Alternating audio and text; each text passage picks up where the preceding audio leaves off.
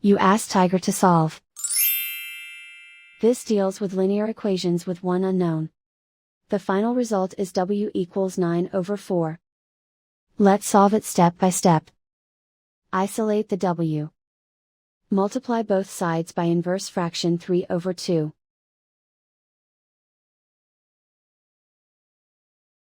Group like terms.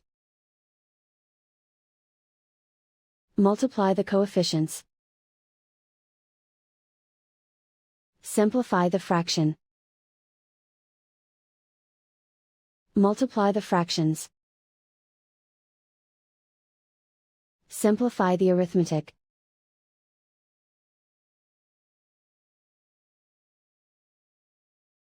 And so the final result is W equals 9/4.